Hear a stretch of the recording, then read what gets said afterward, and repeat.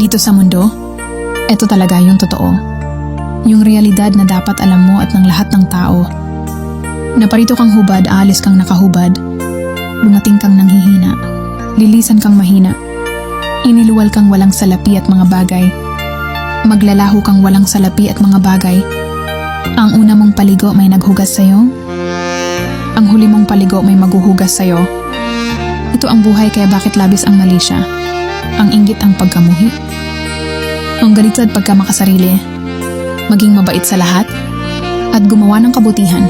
May hangganan ang oras natin sa mundo. Huwag sayangin sa walang kabuluhang bagay. Manalangin at higit sa lahat, wag nating sasambahin ang pera.